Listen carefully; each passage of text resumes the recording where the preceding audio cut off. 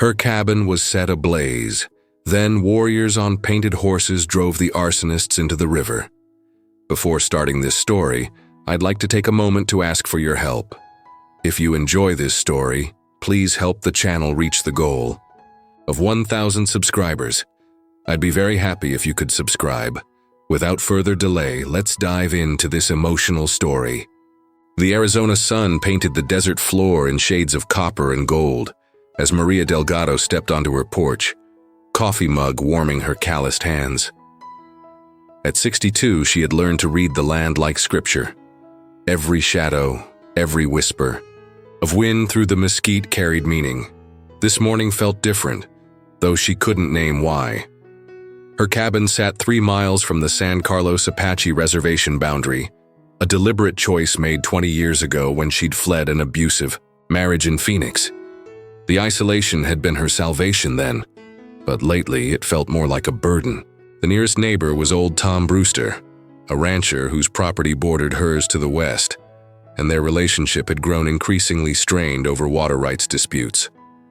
"Morning, old girl," she murmured to her horse, Esperanza, who nickered softly from the small corral behind the cabin. The mare's coat gleamed like burnished bronze in the early light, a gift from her late Apache friend, Joseph Crow Feather, who'd taught her to read the desert's moods. Joseph had been gone 3 years now, but his lessons lived on in every sunrise she witnessed. The sound of truck engines disturbed the morning quiet. Maria shielded her eyes, squinting toward the dirt road that snaked through the saguaro forest. 2 pickup trucks approached, kicking up clouds of dust that hung in the still air like smoke signals. She recognized Tom Brewster's faded blue Ford, but the second truck was unfamiliar, a newer model with tinted windows and California plates. The truck stopped 50 yards from her cabin, and 4 men emerged. Tom looked uncomfortable, his weathered face creased with what might have been regret. The other 3 were strangers, city men in expensive boots and pressed jeans that had never seen honest work. Their leader, a man with silver hair and cold eyes, surveyed her property like he was already calculating its value. "Maria," Tom called, his voice carrying across the distance. "We need to talk." She set her coffee mug on the porch railing and walked toward them, her bare feet sure on the rocky ground. "Then talk, Tom. But make it quick, I've got work to do." The silver-haired man stepped forward. "Ms. Delgado, my name is Richard Caldwell. I represent Sunset Development Corporation. We're prepared to make you a very generous offer for your land." Maria laughed, a sound like wind chimes in a desert storm. "Not interested. You haven't heard our offer yet. Don't need to. This land isn't for sale." Caldwell's smile never reached his eyes. "I think you'll reconsider when you understand your situation. The state's been reviewing property tax assessments in this area. Your land's been significantly undervalued. We're talking about a potential tax bill that could reach 6 figures. You threatening me? Merely explaining reality. We're offering to solve a problem that's coming whether you like it or not." Maria felt the familiar fire rise in her chest, the same fury that had given her strength to leave her husband's fists behind. "Get off my land!" Tom stepped forward, hat in his hands. "Maria, be reasonable. They're offering 3 times what this place is worth." "Worth to who?" "This is my home, Tom. My sanctuary." She turned back to Caldwell. "I said, get off my land." The developer's mask slipped, revealing something uglier underneath. "We'll be back, Ms. Delgado. And next time we'll be discussing your situation with the proper authorities. Tax evasion is a serious matter." As the trucks disappeared in a cloud of dust, Maria stood alone in the growing heat, feeling the weight of approaching storm clouds, both literal and metaphorical. In the distance, a hawk circled, its cry echoing across the vast emptiness that had once promised peace, but now felt like the calm before battle. The fire started at 3:17 in the morning. Maria woke to the smell of smoke and the sound of Esperanza's panicked whinnying. She rolled from bed, her bare feet hitting the cool wooden floor as orange light flickered through her bedroom window. The world outside glowed with unnatural brightness. "No, no, no," she whispered, rushing to the window. Flames licked at the eastern wall of her cabin, spreading with terrifying speed across the dry wood. The fire had started near her propane tank. Too convenient to be accidental. She grabbed her boots and the emergency bag she'd kept packed since her Phoenix days, when fear of her ex-husband had taught her to always have an escape route. The smoke was thickening, making her eyes water and her lungs burn. She stumbled through the cabin, grabbing Joseph Crowfeather's sacred eagle feather from the mantel, the only thing of real value she owned. The front door was already too hot to touch. Maria ran to the back door, bursting onto her small porch as flames engulfed the roof above her. Esperanza reared in terror, her eyes white with fear. Maria fumbled with the corral gate latch, her hands shaking as she fought to free her horse. "Easy, girl, easy," she murmured, but her voice cracked with her own panic. The mare bolted the moment the gate swung open, disappearing into the darkness beyond the fire's reach.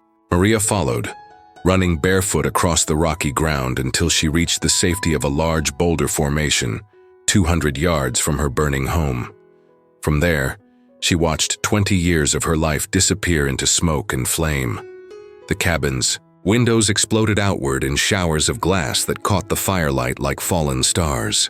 Her books, her photographs, her modest furniture, everything that had made the place home was feeding the hungry flames. But it was the laughter that broke something inside her.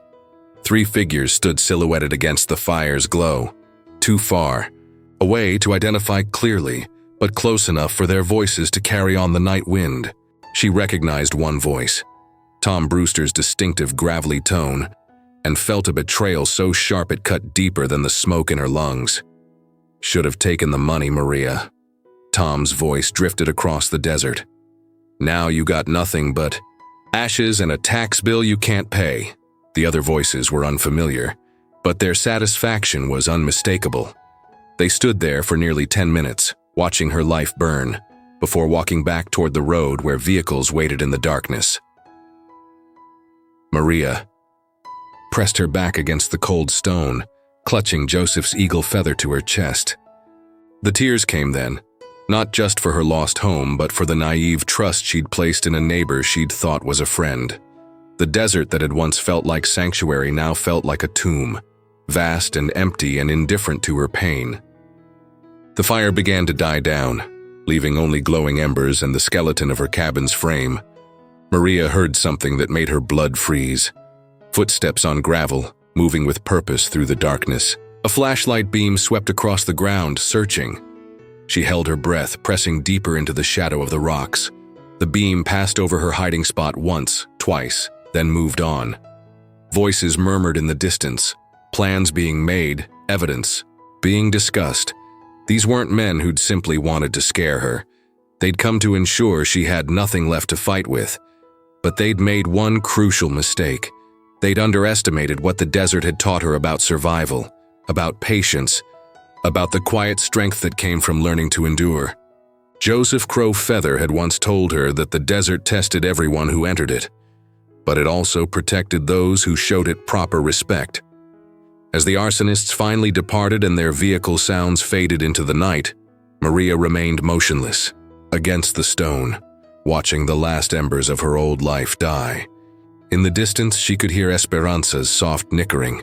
The mare hadn't gone far, just far enough to escape the immediate danger. The eastern sky was beginning to lighten when Maria finally stood, her legs stiff from crouching in the cold. She looked at the smoldering ruins of her cabin, then at the vast desert stretching endlessly in all directions. Somewhere out there was help, if she knew where to look for it, and Maria Delgado, survivor of an abusive marriage and 20 years of desert solitude, was beginning to remember exactly where to look. Dawn found Maria walking the 3 miles to the San Carlos Apache Reservation, her bare feet tough enough from years of desert living to handle the rocky terrain. Esperanza followed at a distance, still skittish from the fire but unwilling to abandon her human companion. The smoke from Maria's destroyed cabin hung in the still morning air like a funeral shroud. The reservation's main road was quiet at this early hour, but Maria knew where to go. Joseph Crowfeather's nephew, Daniel Crowfeather, ran a small auto repair shop near the tribal headquarters. More importantly, he was one of the few people who'd known about her friendship with his uncle and might listen to what she had to say. She found Daniel replacing brake pads on an ancient Chevy pickup, his long black hair tied back with a red bandana, grease staining his work clothes. At 45, he had his uncle's thoughtful eyes and patient demeanor, but also a quiet intensity that spoke of old anger carefully controlled. Maria. He straightened when he saw her, taking in her soot-stained clothes and the eagle feather clutched in her hands. I saw the smoke last night, thought it might be your place. They burned me out, Daniel. Tom Brewster and some developers. From California. They want my land. Daniel set down his wrench and wiped his hands on a shop rag. My uncle always said you were tough as mesquite roots. What do you need? Justice. And maybe some of that old Apache stubbornness your uncle used to talk about. A smile ghosted across Daniel's weathered face. Uncle Joseph always said you understood the old ways better than most white people. Come inside. We need to talk to the others. The others turned out to be Daniel's cousins. Marcus, a tribal police officer whose jurisdiction technically ended at the reservation boundary, but whose sense of justice didn't. Sarah, a lawyer who'd returned to the reservation after practicing in Phoenix. And Tommy, a young man barely out of his teens who'd been struggling with unemployment and a growing sense of purposelessness. They gathered in Daniel's small office behind the shop, where maps of the region covered one wall and photographs of Apache ancestors watched from frames on another. Maria told her story without embellishment. The threats, the suspicious tax assessment, the fire, and the voices she'd heard celebrating her loss. They think they can destroy your life and walk away clean, Sarah said, her voice tight with controlled anger. Just like they've been doing to our people for generations. Marcus leaned back in his chair, studying Maria with cop eyes. The problem is proving it. Tom Brewster's been your neighbor for 20 years. Without evidence of arson, it's just his. Word against yours about what was said. There might be another way, Daniel said quietly. Uncle Joseph used to tell stories about the old days, when the cavalry would burn out Apache families and think they'd won. But the land remembers everything, and so do the people who know how to read its signs. Tommy looked up from his phone where he'd been scrolling through social media. There's already talk about this online. Someone posted video of the fire from the highway. And look at this. He turned his screen toward the others. Sunset Development Corporation has been involved in at least 6 similar incidents across Arizona in the past 2 years. Always the same pattern. They make an offer, get refused, then suddenly there's a fire or flood or mysterious property tax issue. Sarah leaned forward, her lawyer instincts engaged. That's a pattern that could interest federal authorities, especially if it crosses state lines or involves intimidation of minorities. But that takes time, Maria said. And while we're building a case, they're probably already moving on the next property. Tom mentioned something about other landowners in the area getting the same tax reassessment letters. Daniel stood and walked to the window, looking out at the desert that stretched beyond the reservation boundaries. There's something else, something Uncle Joseph made me promise I'd never forget. He said the Apache way wasn't always about waiting for white man's justice. Sometimes it was about making sure people understood the consequences of their actions. Marcus shifted uncomfortably. Daniel, I can't be part of anything illegal. Who said anything about illegal? Daniel turned back to the group, and Maria saw something in his eyes that reminded her powerfully of his uncle. The old stories talk about warriors who would shame their enemies by demonstrating superior skill and courage. They'd count coup, touch an enemy without harming him, proving they could have killed him but chose mercy instead. You're talking about psychological warfare, Sarah said slowly. I'm talking about teaching some arrogant men that they're not as powerful as they think they are, that the desert has protectors they didn't account for. Daniel looked directly at Maria. Are you willing to trust Apache justice, even if it's not exactly what you expected? Maria thought of her burned cabin, of Tom Brewster's laughter in the darkness, of the cold calculation in Richard Caldwell's eyes. Then she looked at the faces around her, people who'd welcomed her when she'd needed sanctuary, who'd shown her kindness when the rest of the world had shown her only cruelty. "What did you have in mind?" Daniel's smile was sharp as a flint blade. "First, we gather intelligence. Find out exactly who we're dealing with and what they're planning next. Then we remind them that some things in this desert are older and more dangerous than their money and their lawyers." Outside, thunder rumbled in the distance, and the first drops of an unexpected summer storm began to spatter against the windows. Maria clutched Joseph's eagle feather tighter and felt something she hadn't experienced in years, the fierce joy of not facing her battles alone. Before continuing with the story, I'd like to take a moment to ask for your help. If you're enjoying this story, please help the channel reach the goal of 1,000 subscribers. I'd truly appreciate it if you could subscribe. Now, back to the story. 3 days after the fire, Maria crouched behind a screen of Palo Verde trees, watching Richard Caldwell's temporary field office through binoculars borrowed from Daniel. The developers had set up in a cluster of trailers near Tom Brewster's ranch, close enough to her burned property to feel like a deliberate insult. 2 guards, she whispered into the radio Daniel had given her. Both armed, but they looked more like security theater than serious protection. Daniel's voice crackled back. "Copy that. Tommy's in position on the ridge. Sarah's monitoring police frequencies. You sure about this?" Maria lowered the binoculars and touched the eagle feather tucked into her shirt pocket. "Your uncle once told me that courage isn't the absence of fear. It's acting in spite of it. I'm terrified, Daniel, but I'm also tired of running. Then let's give these men something to think about." The plan was elegant in its simplicity, born from Daniel's knowledge of his ancestors' psychological warfare tactics and Sarah's understanding of legal boundaries. They wouldn't break any laws, wouldn't harm anyone, but they would demonstrate that Caldwell and his associates were operating in territory they didn't understand or control. As sunset painted the desert in shades of amber and crimson, Maria made her way to Esperanza's hiding spot in a box canyon, half a mile from the developer's camp. The mare had remained nearby since the fire, as if sensing her human needed protection.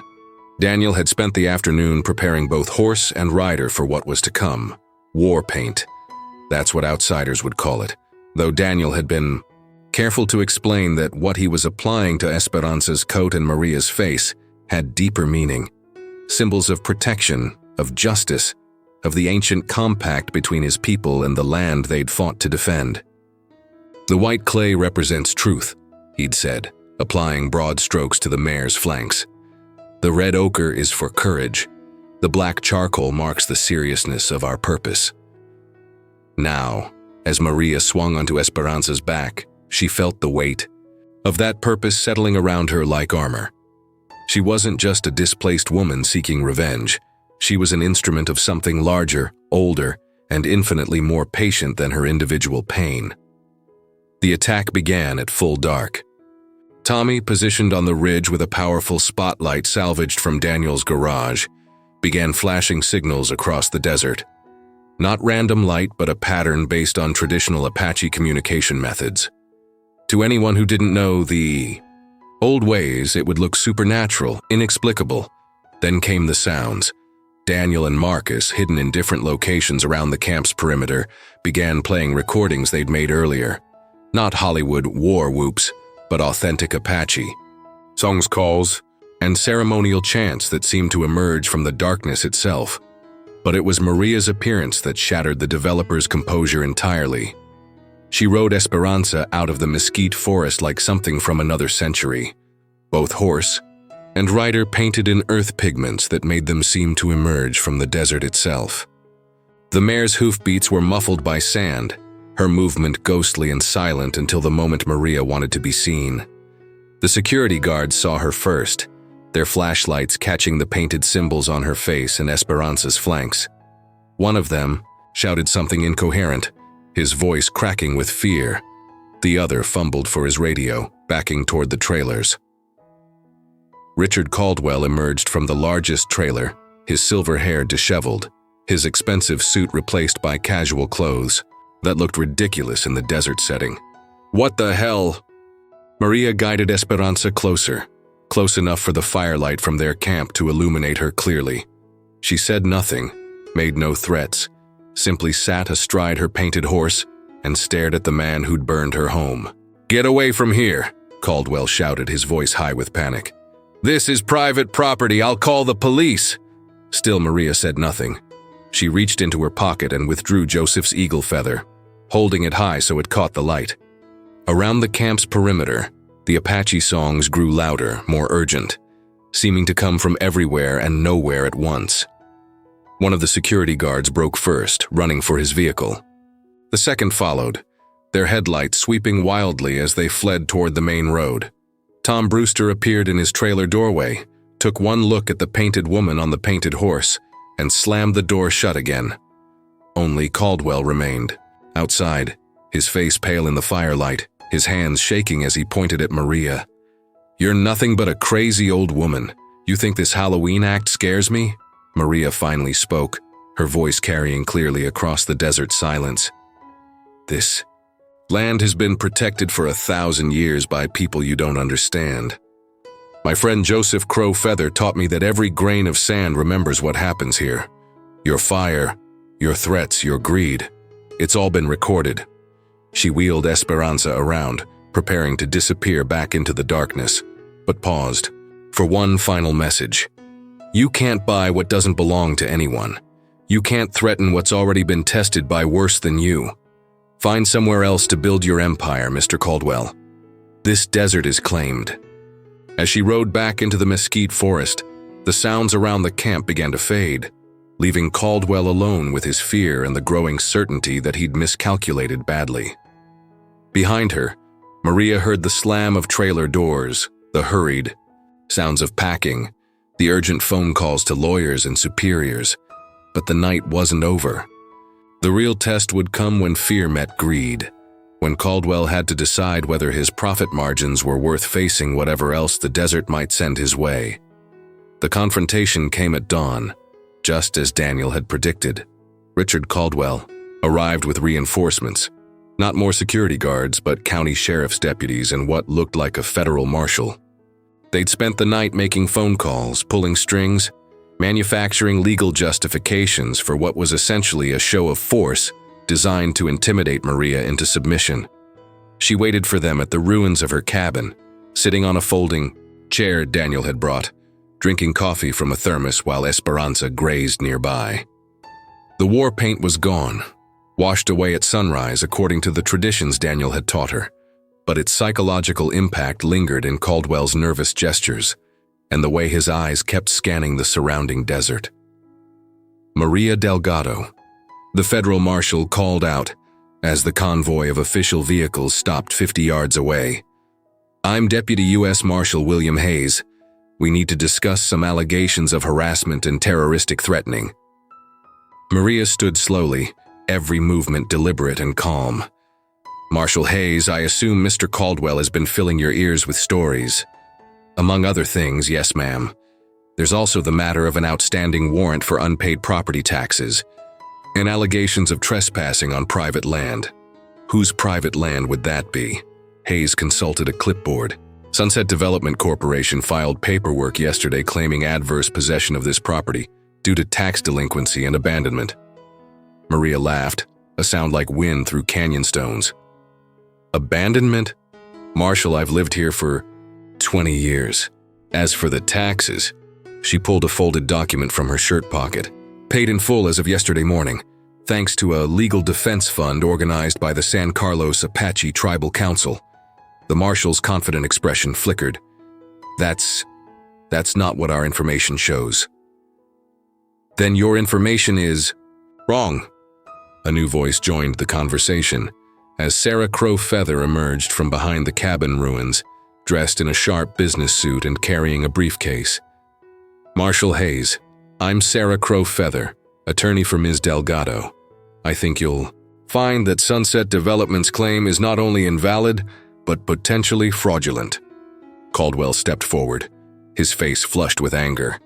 "This is ridiculous. Last night, this woman and her accomplices terrorized my staff with some kind of primitive intimidation ritual." "What I did," Maria interrupted, "was exercise my right. to travel freely on public land while engaging in lawful cultural expression. If your staff was frightened by seeing a woman on horseback, that says more about their guilty consciences than my actions. Marshal Hayes looked increasingly uncomfortable. Mr. Caldwell filed a formal complaint. Based on what crime exactly? Sarah opened her briefcase and withdrew a thick folder. Riding a horse isn't illegal. Neither is wearing face paint or being present on public land. If Mr. Caldwell felt threatened by lawful cultural expression, perhaps he should examine why. The sound of approaching vehicles interrupted the standoff. A dust cloud on the eastern horizon resolved into a convoy of pickup trucks, their occupants clearly visible as they drew closer. Daniel Crow Feather led the procession, but he wasn't alone.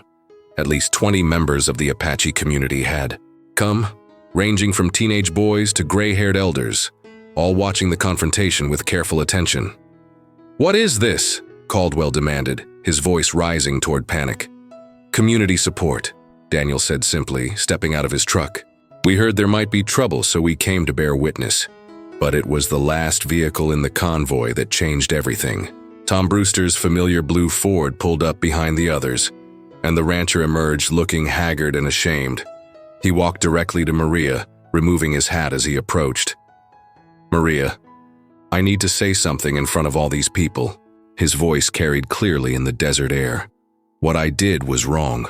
Caldwell and his people, they threatened to ruin me financially if I didn't help them pressure you into selling. So they'd tie up my ranch in lawsuits, get the EPA involved, make my life hell until I cooperated." Marshal Hayes stepped forward. "Mr. Brewster, you need to be careful about what you're saying. I'm saying I helped them burn down an innocent woman's home." Tom's voice cracked with emotion. "I'm saying they paid me to lie about property boundaries and tax assessments, and I went along with it because I was scared and weak and stupid." The silence that followed was broken only by the desert wind through the mesquite.